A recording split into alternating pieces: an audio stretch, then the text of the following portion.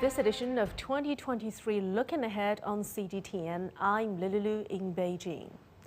We are now standing at the beginning of a new year. Joining us now to look into the factors that China's growth in 2023 is dependent on. And they include, for sure, the loosening of COVID policies in China and also external challenges within the global economy. Will we see a post-COVID rebound in 2023 as expected? And what will that mean for the world? We hope to have a productive session with our guest panelists.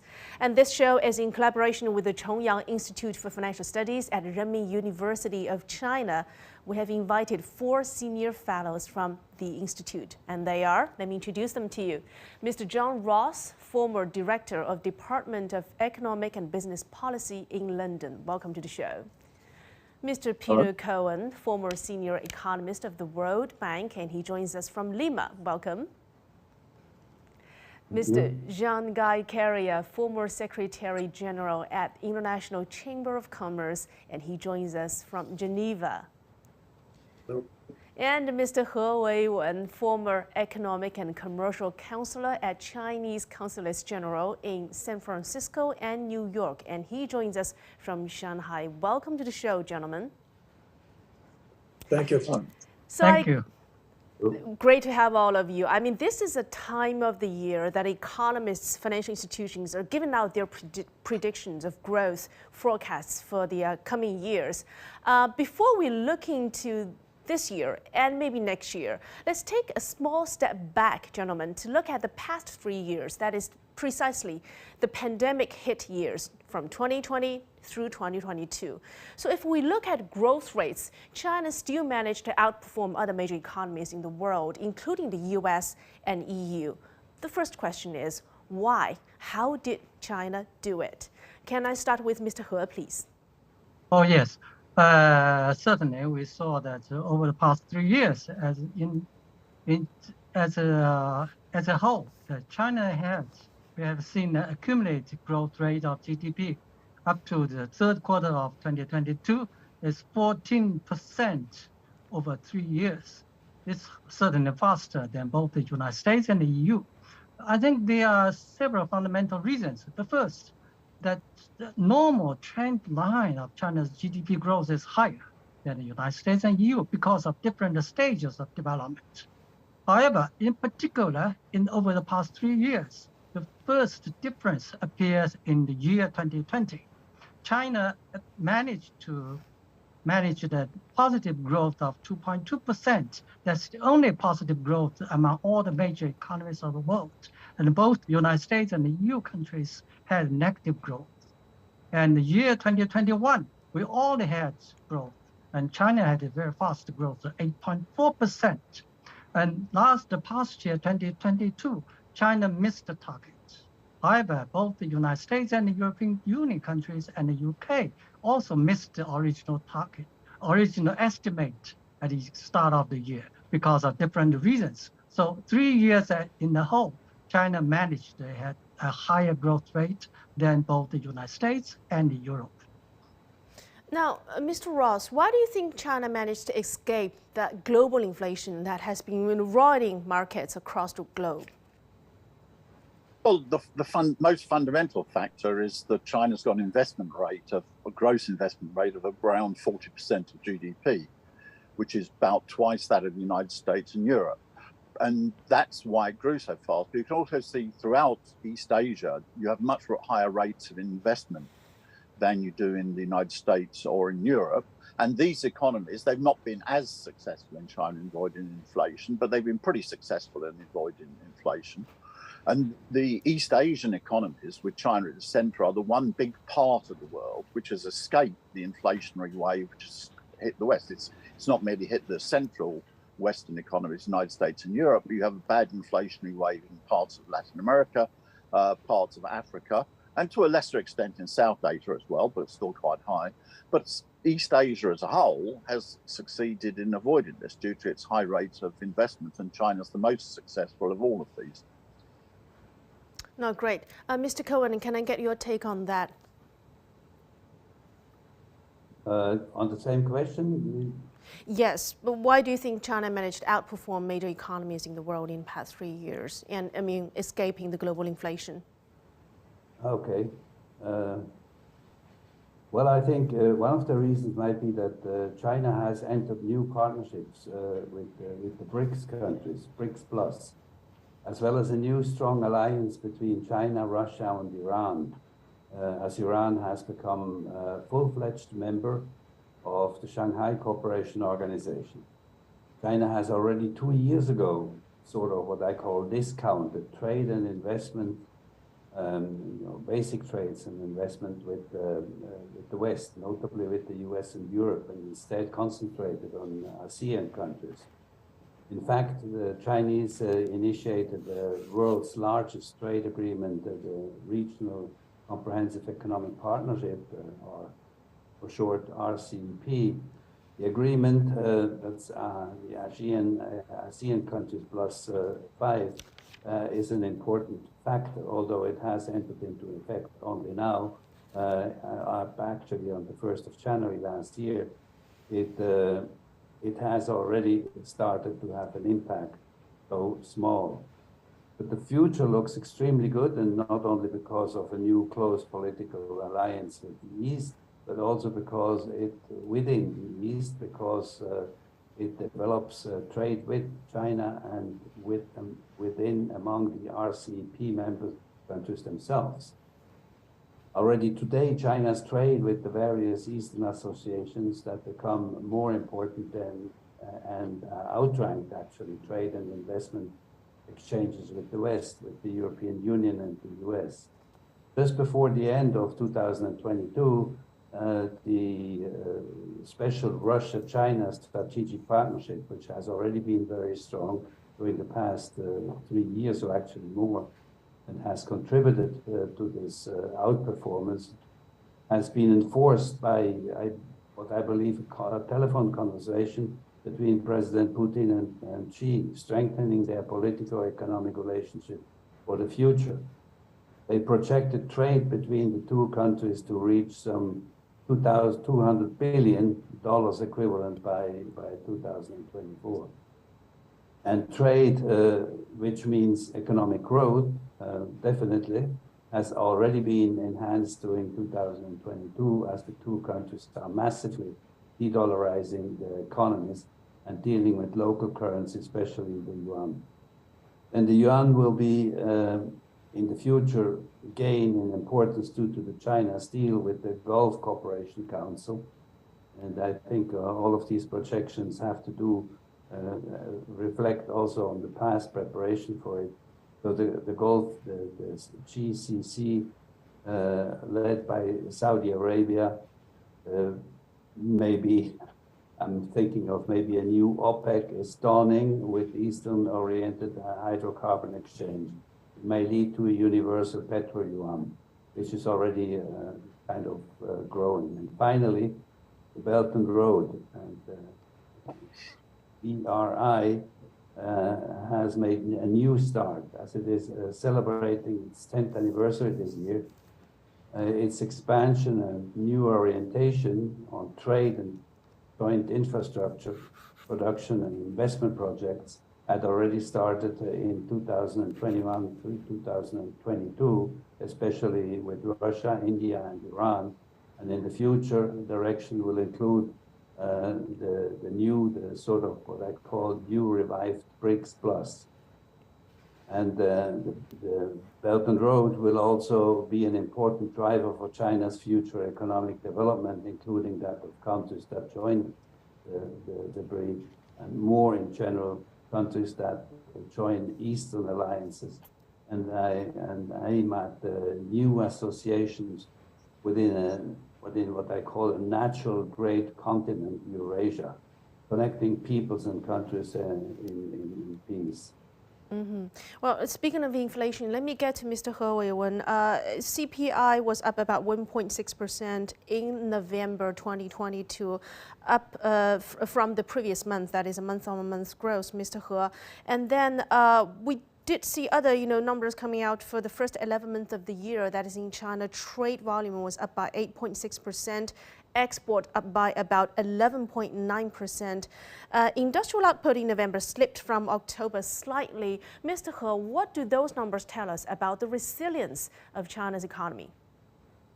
I think first of all, we should say that we saw some slowing down of the economy in the month of November.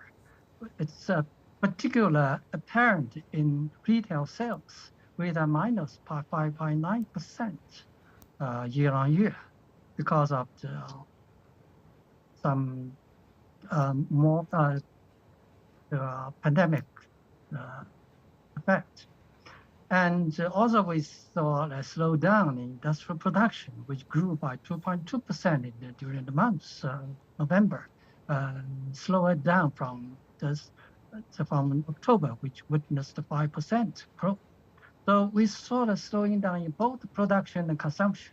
And of course, it's the most dramatic fall is the sale of the property market. The housing sales was down by 26%. So we saw a very stringent economy. Anyway, this is, I think, only temporary because of the situation. Once it is liberalized, when it is the situation improved, the economy will pick up very quickly. Mm-hmm. And Mr. Ross, so what do you think had been like let's say the top three major drivers of growth for China in the past 3 years? Which sectors would you name as the top three growth drivers? If you take the structure of the economy as a whole, China was aided during the first 2 years of the pandemic by particularly strong exports, because the US responded to the pandemic by a sort of huge consumer boost, which was what created all the inflation. I mean, it was a quite mad adventure from the point of view of the United States economic policy. I mean, you had an increase in money supply of 26% in 1 year, which is the highest ever in US peacetime history. If you do that, you're bound to have big inflation. The result of which is it sucked in a lot of imports from all around the world, in particular from China.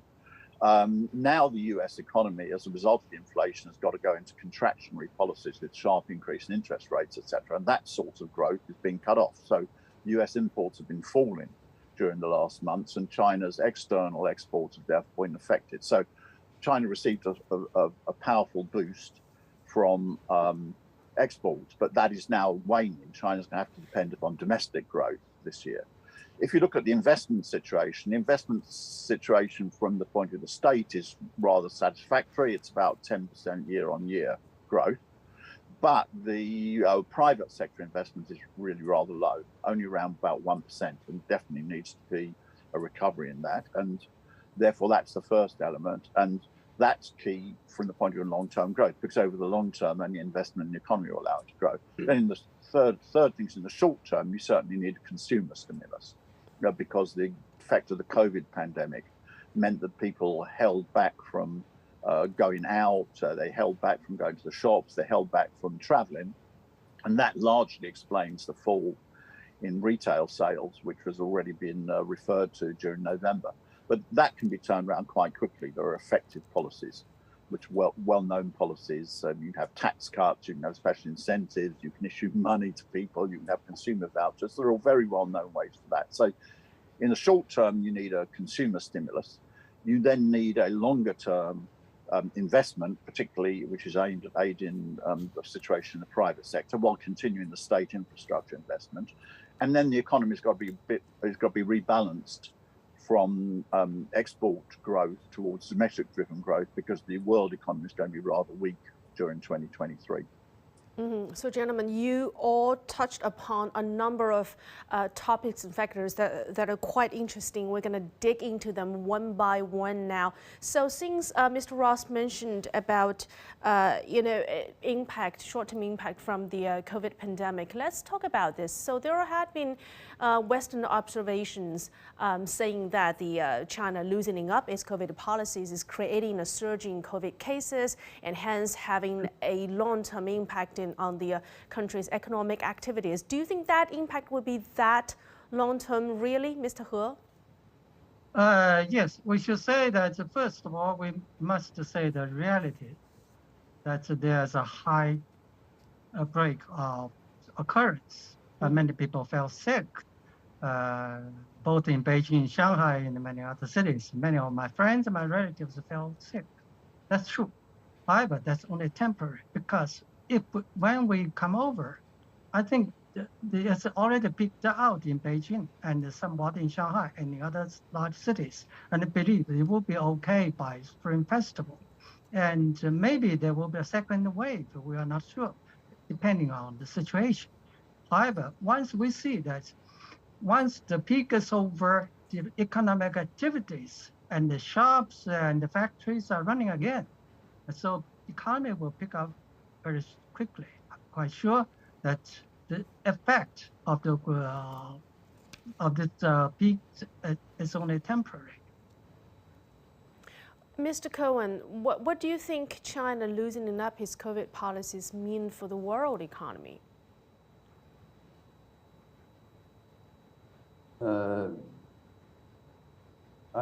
I'm referring actually a little bit, yes, you're right. I'm referring to what I earlier indicated, that especially Europe and the US to maybe a lesser extent are pursuing an agenda which is rather a weird agenda, which I call the Agenda 2030, or the World Economic Forum's Great Reset, which actually is in negation of growth, if you want me to say so.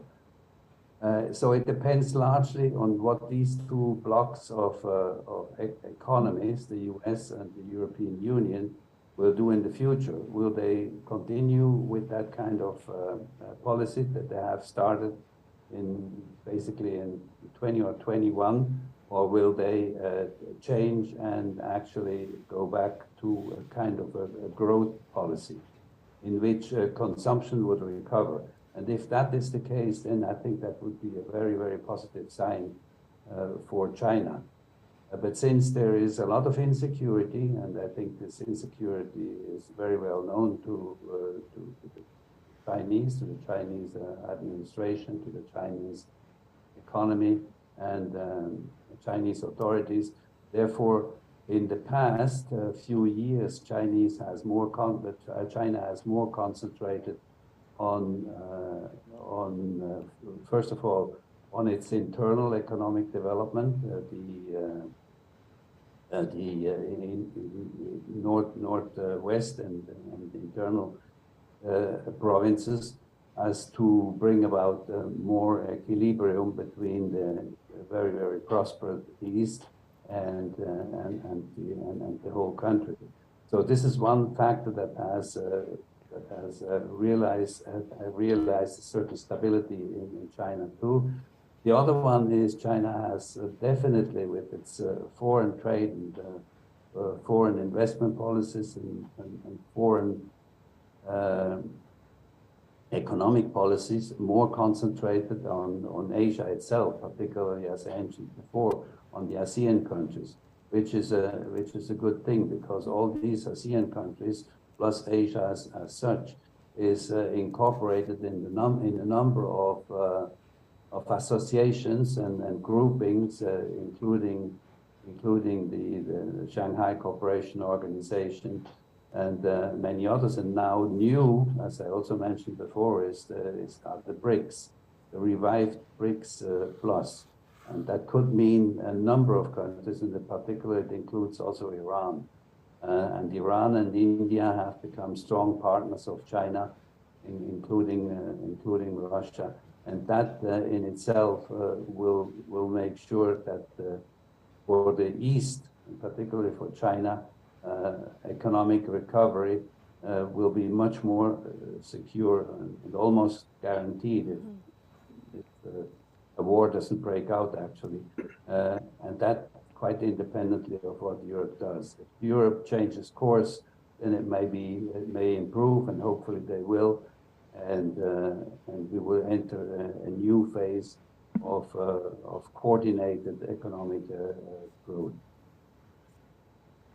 All right, Mr. Carrier, let me get to you. And I've read some articles that you wrote about China's, economic cooperation with the world, including through some major projects like the Belt and Road initiatives. So, what messages do you think China's reopening send to the world? I mean, economically, and by walking out of the shadow of the pandemic, how do you think what's going to happen to China's involvement in global economy and construction through economic activities, like, for instance, the BRI, and also, as Mr. Cohen mentioned, its collaboration with ASEAN countries?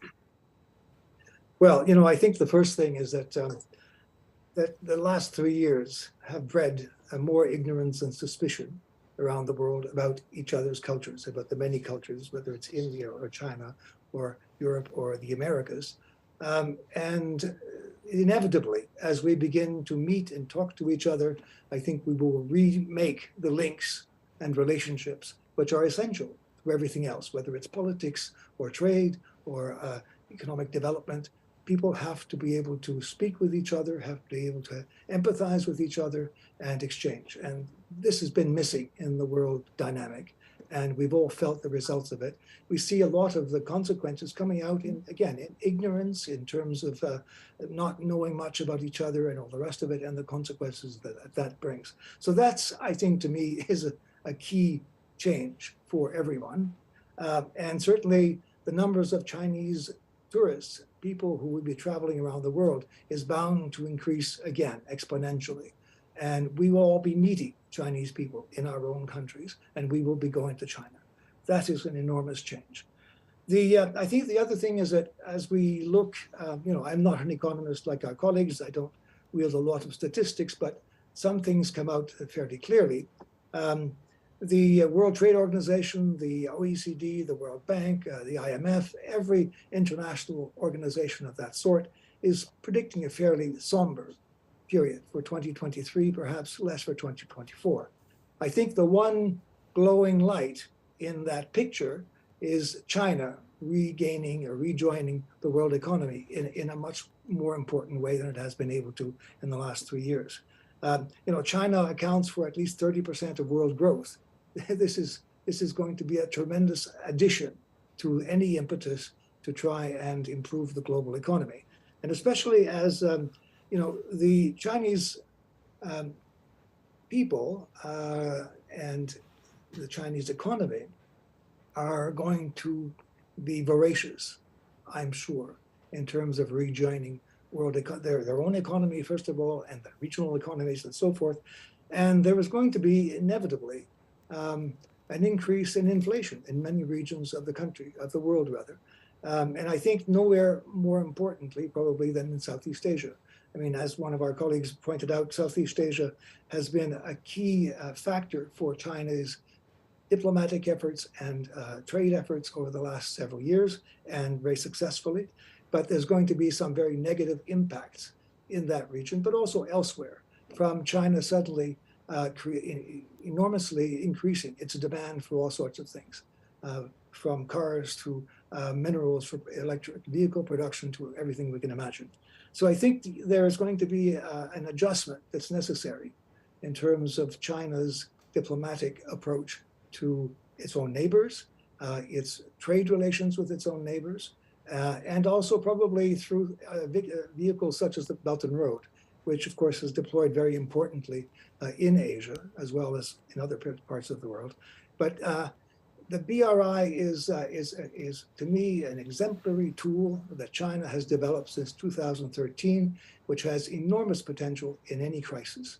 I mean, it has invested tremendously in Africa, in the Americas, in Asia, and those investments in ports and telecommunications and airports and railroads, in roads and all the rest of it, are beginning to generate some internal revenues for a lot of the countries where these developments have taken place at just the right time, at just the right moment. And so again, I think that we'll see a honing of approaches like the BRI to be perhaps a little more selective, more green projects and things of that sort. But the BRI is going to be, again, a key implement or instrument for China's relations going forward. I just add one thing. Well, I'm sitting in Europe, and in Europe, of course, in some parts of it, in Italy and other countries, inflation is very high. The cost of a baguette is now beginning to be outrageous for French people. So they're getting very upset. You can see the parade of European leaders who have begun to go to visit Beijing. So Chancellor Scholz was just there. President Macron of France is going. Even the far-right leader of the Italian government is planning to go to Beijing to meet with President Xi. Leader of the European Union, van der Leyen, is going as well. I think what's being signaled very strongly by those visits, first of all, is just the determination to break with this decoupling ideology that has been put in place over the last several years and is being implemented in various forceful ways, mainly by the US. And Europe is not ready to go along with this. There are suspicions about all kinds of things, but Europe is not prepared to do decoupling. I mean, China is the biggest trade partner for Europe. Many European companies see their future, and their important future, in Asia, but mainly in China. And so again, I think that what we're going to see is a different tone and a different complexion to the relations between the European Union and China. And again, emphasizing that the decoupling mantra is not something that everybody wants to adhere to. Right. I mean, obviously, the world economy needs China as an important member, actually, to play an important role in the growth of global economy. Let me go to Mr. John Ross. So you mentioned export as being one of the major drivers for China in the past 3 years. Even during the pandemic hit time, China managed to sustain its export growth. Do you think that export will be greatly challenged now because 2023 we're facing a different global environment compared with year 2020? We are looking at a global recession. Do you think that in China export will be greatly challenged? And do you think that it is still fair nowadays to call China an export and investment driven economy? Well, let's put it this way. I think that exports will be significantly affected. Let me put it that way. There is a bit of a positive feedback loop between China and the rest of the world economy, which means if China's economy speeds up, and the discussion now in the West is got onto sense. I was watching Bloomberg this morning, and a week ago they were predicting collapse and doom and a crisis in China, and now they're discussing whether China's going to grow by 5.5% or 6.2%, and all the commodity prices are going to go up, and so on and so forth due to China's growth. I mean, frankly, most of these people have got no serious analysis of China at all, because during the so-called crisis in the last 3 years, China's economy has grown 3 times as fast as the United States and 5 times as fast as Europe. And they've been discussing crisis in China, so they're completely out of touch. But the mood has now completely changed. And now there's a sort of euphoria going on that the world economy is going to be saved by China, as happened after the international financial crisis. It's really a remarkable change. So I have to watch Bloomberg every day, more or less, to see the type of discussion that they're having. But it is true that the fact that China's economy will grow more fast will aid the other economies. It may help to have less of slowdown in the United States and Europe. There will still be a slowdown, but they may avoid recession, for example, just have slow growth, and that will aid China's exports. So I would say that China's exports will certainly slow down compared to how they were in, say, 2020 or 2021, not necessarily going into an extremely negative situation if we can get a positive feedback loop going between China and the rest of the world economy.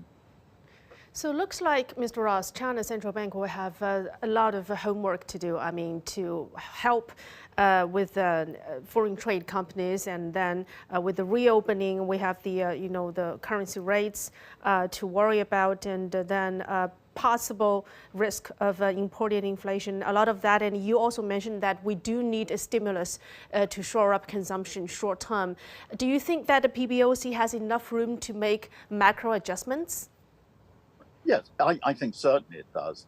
I mean, obviously you've got to work out what to do carefully, but you don't want to make the same mistakes in the United States. I mean, the United States, this was a total strategic failure. Its stimulus packages. I mean, they were 100% concentrated on the consumer. They didn't have any investment. There was no increase in net investment at all in the United States ever since the beginning of the pandemic. This is a total disaster. If you have a big increase in consumer spending and you have no increase in investment, you're going to get very high inflation because there's no increase in supply taking place. If you have a big increase in demand and no increase in supply, you know, the person spends one day studying economics will know you're going to get inflation. As a result of which they've had to impose extremely contractionary policies with high interest rates. So this was a complete strategic failure. I mean, absolute terrible. Okay, China's got to avoid that, but it's got the key room for maneuver is that China's inflation rate is only 1.6% compared to 7.1% for the latest in the United States, and over 10% it's been most of the last period in Europe. So that gives them room for maneuver because that's actually below China's target growth rate. They don't have to be very worried about inflation in the short term. So yeah, they can take stimulus measures. So the situation is they have to work out what to do carefully, but they've got a good room to maneuver. So I think the results will be very good. Okay, and Mr. He, let me get to you. So you mentioned about the among the negative impacts we've had in the past few years, mainly because of the pandemic. You talked about how the property sector was also affected. So looking ahead at the year 2023, many are expecting a rebound in the property sector because we did see the Central Economic World Conference naming the property market as one of the key economic drivers going forward. What do you think that will mean for consumption? Well, I have some different views. I'm a little bit conservative. I don't see a strong rebound in the property market ahead for 2023 and even 2024, because we saw that last year the leading cities had a large decline in the land release income because of the very poor demand for land, poor demand for housing. How can we change that? Not only for the office building, but also for the housing, because the people are rethinking their money. And I think that we need some government policies to support the people to buy more houses. It takes time. And consumption, I think, will depend mostly on many areas. Of course, the retail sales will be one, and the travel and the passenger travel and the tourism and catering logistics will also grow. And it will take time. It's still now we are not quite certain because of the situation whether there will be a second wave or so on. If assume that things will improve and that the high peak will be over, and then we can see a strong pickup in the second half, and maybe 2023 as a whole, the consumption will see a very good growth, but not that much for property market. Okay, and Mr. He, also some Western analysts or economists are saying that aging would be a forthcoming big problem for China's economic growth going forward. Do you agree with that? And with an aging problem, what do you think are the compensating factors? Very good question, because I'm old enough, and but I'm still working. I don't think I'm a waste of the society. And we compare that. The average ages in most of African countries are certainly much younger than those in the United States and Europe. However, African countries are still far behind the US and European countries in that development. So aging is only one of the total factor, the productivities, not a decisive one. And we are increasingly going to the knowledge society. In knowledge society, especially artificial intelligence and so on and so forth, brains play a greater part than manual increasingly. So the aged people can still do something. That's one point we should not miss. And the second, we should also confess that old aged people is really a burden for the young people. And however, on the other hand, the aging sector creates a great market, a great industry for aged care. It creates a lot of jobs, a lot of services, and also create a lot of need for technology improvement in the pharmaceutical industry and in the Medicare sector. So that will constitute also an engine for the progress of society. So in a nutshell, aging, of course, is a burden for society somewhat. On the other hand, creates opportunities for social progress. Great answer on that. And Mr. Ross, may I get your take on that same question? I mean, some would compare China with, Japan, which is also in an aging society. On that, would that be a potential risk for the economy? No, I think this is greatly exaggerated talk. This is a case where people don't use numbers. They sort of engage in vague rhetoric. Let's just basic facts. Even if we go back to the 1990s, for example, when China's economy was growing at 9% a year, even then its population was only growing at 1% a year. So therefore, 8 out of the 9% came from factors other than the increase in the labour supply. Now China's, then during the 2010s, China's economy was growing, China's population was growing about 0.5% a year, and the economy is still growing at 8%. And now it's true that the population is now basically not increasing at all. But again, what is that going to do? It's going to take 0.5% off the growth rate.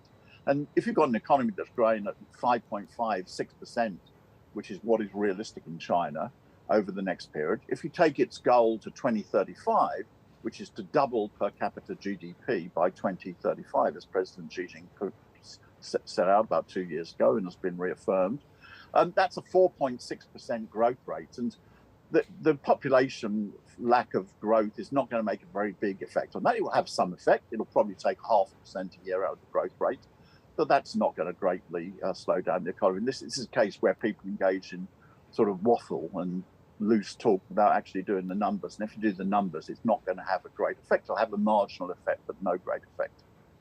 Interesting points there. Mr. Carrier, let me get to you now. Let's talk about green economy or cleaner economy. China has invested a lot in the past decades on tech innovations, especially focusing on, green energy and clean development. Do you think that China has become a big contributor of a cleaner global economy? Well, I think there's no doubt about that.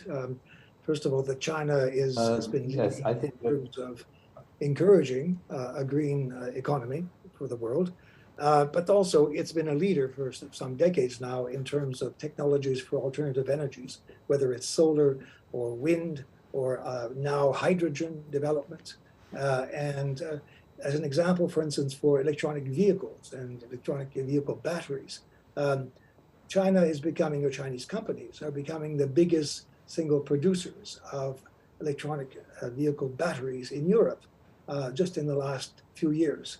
And supplying all the major car companies in Europe, French and German and others, with those kinds of implements. So again, I think that there are many initiatives that want to bar China's access to technologies or development of new technologies. And frankly, none of them seem to be having much of an effect except to stimulate more creativity, more innovation among Chinese researchers and companies. And the result is, I think, a kind of impetus, whereas other economies, perhaps the US and others, are sort of basically trying to bar access rather than develop the future. China is doing quite the opposite and succeeding quite well at that. And I think that in terms of the, it's very nice to have electronic vehicles that are generated or are run by electricity. If they're burning oil, it's not too useful. So again, I think there's the shift away from the carbon-fired sources of energy is something that China is also going to lead. It's going to be very difficult because China is very dependent, has been very dependent. It's been driven by coal and other carbon-based resources. But again, what you can see is very quick adaptation and shifting towards better means of treating the planet. And I think that if only for political reasons, in all countries, leaders are being driven in that direction, and I would say that's also true in China. But in China, the results are much more impressive than we're seeing in many other places. Great insights on that. And of course, Mr. Cohen, your take on that, please. Yes, thank you. Well, I definitely think that China has contributed and is contributing more to a cleaner global economy than the Western world. And I think China takes it, as my colleague in Geneva said, also more seriously than what I can see happening in the US and in Europe. There's a lot of talk about changing course in the use of carbon for energy production.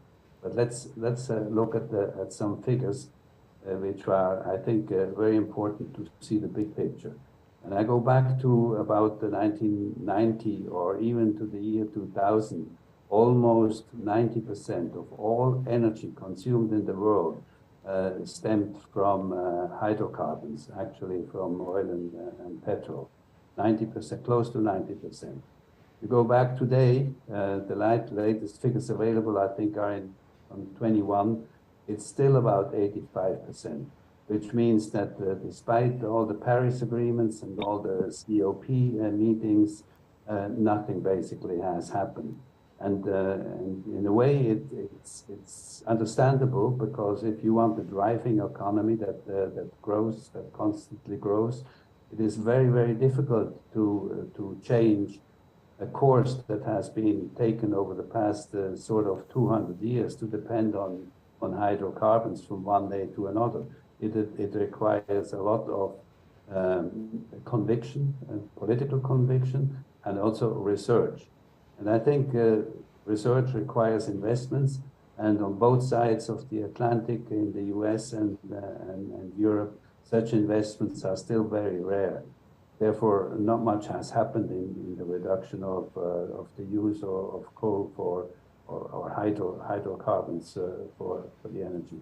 However, in China, I think, and I agree with my colleague in Geneva, in China, much more is going on in terms of research. I think China takes this very seriously, and they also realize that it is a slow process. It's not something that you can say within the next 5 years or 10 years, as some of the European countries pretend to say or to look forward to. We will be at zero carbon economy. That's not possible. That's just simply not possible. And China realizes that, but is very, very serious in researching alternative energy, and not just into wind and conventional solar. There are researches going on in using different types of methods to use solar energy in a much more efficient way than is currently the case with solar panels. So I believe, yes, in the green agenda in Europe has been captured by, I would also almost call it, by a neoliberal green agenda, whereas in China it is taken seriously. It's not so much talked about as it is in Europe, but the research is going on more in the background, and you can see already today that China's reduction of carbon pollution has been much faster progressing than that in Europe, and particularly in the United States. So I think in this sense, China again is probably going to be a leader and showing the world what can be done. Maybe not so much within a very limited time that is being set by these COP meetings, but in a realistic time.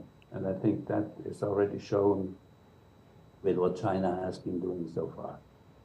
Well, going green is one of the efforts that China has been made in making its structural adjustments in the past decades. Mr. He Weiwen, do you think that the efforts that China has made in the past 10 years, especially the achievements in important sectors, including poverty alleviation, manufacturing upgrade, technology innovation, etc., do you think all those efforts made in the past 10 years have really paved the way for China to make a new round of growth at this point of time? Definitely. I think there are three major points. First, the alleviation of poverty and total wiped out absolute poverty is a very important factor because we cannot grow the economy very fast with a lot of poor people. We should improve the people and all the people have a better life. So on this basis, we can grow faster. Second, we must have a high-tech development. China is already the world's largest manufacturing country, power, accounting for 30% of the world total amount. So there's a limited room for the horizontal extension of quantity, but we have to move up the ladder to the higher end of technology. And up to now, we see after 10 years of hard work, 47% of total industrial output is composed of high-tech technology and equipment. That's remarkable. Third one is China has been moving very fast and made contributions to the world in clean energy. And by the end of 2021, China's total installation of wind power is by far the world's largest. The total capacity was, I checked the number, is 329 gigawatts. And the world number two, the United States, 133. We are twice as large as the United States. And to the solar energy, China's installation accounts for 30% of the world total. And China now accounts in both in hydro, wind, solar, and the biomass energy account the world's largest. This only attained within 10 years, which paved the way for further growth. So on this basis, China has all the full potential to attain the high quality growth for the next 10 years and for the next 15 years until 2035. If we follow that path, we are sure that we can get to the medium developed economy by the year 2035. Mr. He, I know you have been closely following all these, economic predictions made by major economic and financial organizations around the globe. These numbers are rolling out now. So to you, which set of those numbers might be closer to what you would make in estimation about China's growth in year 2023? And also, what do you think are the key uncertainties of growth for us? I'm a little bit conservative, or still optimistic. Now the international institutions estimates range from 4.3% to 5.5%. And some experts at home are very optimistic. They say that we can hit to 7% or even 8%, but this is still temporary. And I think at the moment, if there's no large-scale second wave of the COVID infection, and we can pick up the economy since after the Spring Festival and see a robust growth since the start, since the Q2. Then the whole year growth rate might be around 5%, temporary estimate. And out of the total, the final consumption could contribute about a 3 percentage point. And fixed investment or capital formation might contribute 1.5 percentage point, and export 0.5%. So that's temporary. And after 3 months, I think we should look at again and adjust our estimate according to the changes of the situation. And there are two uncertainties. First, if there's a second wave or third wave of the COVID infection, and how large it would be, and how would that infection affect economic social activities? We are not sure. So we have to watch closely. That's one uncertainty. The second uncertainty is external environment because of the fast deteriorating of the world economy. And the latest, the World Bank estimate put 2023 world GDP growth rate at only 1.7%. And the European Union, Eurozone at 0% growth. And WTO forecasted only 1% growth in the merchandise trade for 2023. So under these circumstances, the external sector is quite unsure. And over the past few months, we saw a drastic slowing down in our import and export trade, especially export trade. So we have to work hard to see how to avoid it risks and create new opportunities for our external trade. So these are two uncertainties. Of course, we have to work hard for the best opportunities and the best results. Yes, we do our best preparation works and we work hard, and however, we still need to be prepared for the worst. So, Mr. Ross, what do you think would be the uncertainties? I mean, the COVID pandemic, and Mr. He Weiwen mentioned the global environment might be affecting foreign trade. Any other, key uncertainties that you think that you would mark as potential risk for China going into 2023, and also your estimation of China's growth this year? Well, the two big uncertainties are the external situation. As I explained, there will be a positive feedback loop between China speeding up and the world economy not contracting so much. But nevertheless, China's going to grow very much faster than the United States or Europe during 2023. Previously, the projections were that the United States would go into recession. Probably it's going to go into slow growth, but the IMF projects its growth is going to fall to about 1.6%, which is very slow. So China's going to grow much more fast. That's the first uncertainty. How we know that the external situation will be negative. The question is how negative. Mm-hmm. The other one, which is not known, of course, is the China government at the present time is outlining what its stimulus programs are. I've seen many Chinese stimulus programs, writing about the subject for 30 years, and they're very successful. But I'm also a conservative person. I prefer to see what's actually done. And I think there is one thing, which is the US and stimulus program was such a complete disaster. It produced the worst inflation for 40 years, and at the same time, the growth rate is half that it was 40 years ago. It was a total failure. And this was totally because it was only focused, etc., on consumption. I'm very, very much in favor of the short-term stimulus consumption in China. That's absolutely necessary. On the other hand, on the long term, consumption is not input into production. I mean, its actual long-term contribution to growth is zero. What is the case is it also has to maintain China's high level of investment. And so I'm very much hoping that there will be a balanced program to come out. I assume it will be unveiled at the National People's Congress in March. That is the details. And that's the second one. I'm more positive about the second one than I am about the first one on the external situation. But we have to watch. These are the two unknown factors in the situation.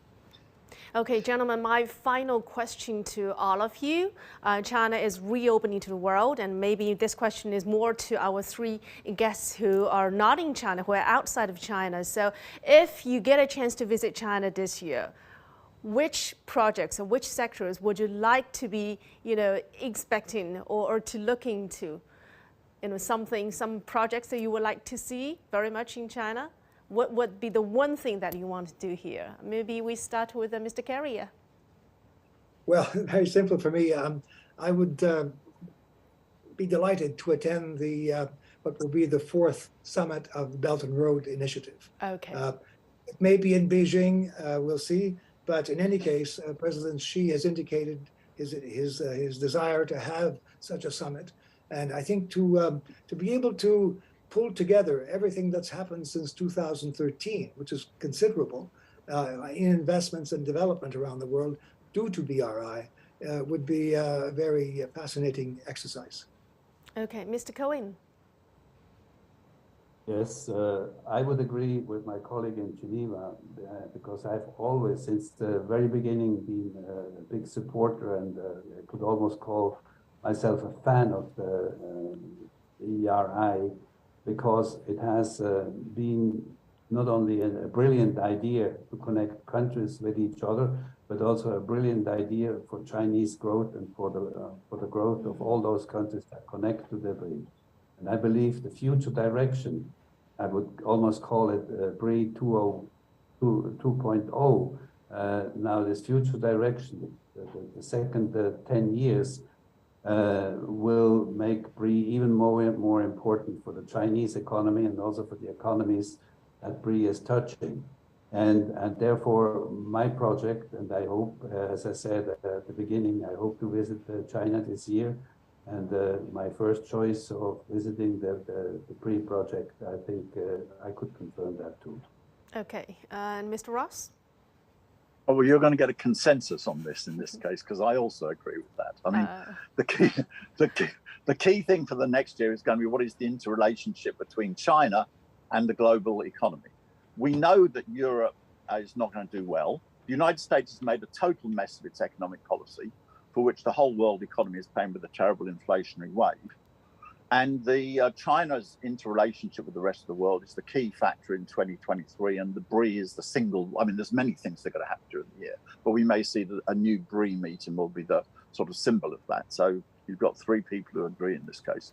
Wow, that's great. And I believe that when you do come to China, Mr. He Weiwen would love to be here to receive you, and we can have more discussions, maybe face in face. All right, gentlemen, thank you so much for your great insights. And if we keep on talking about this, we could go on forever. But we're running out of time today, so thank you very much. That was our guests of the day, Mr. John Ross in London, Mr. Peter Cohen joining us from Lima, Mr. John Guy Carrier from Geneva, and Mr. He Weiwen from Shanghai. And once again, a special thanks to the Chongyang Institute for Financial Studies at Renmin University of China. Thank you, ladies and gentlemen, for joining us at this edition of 2023 Looking Ahead. Please stay tuned for more to come here on CGTN. I'm here. Next time, bye for now.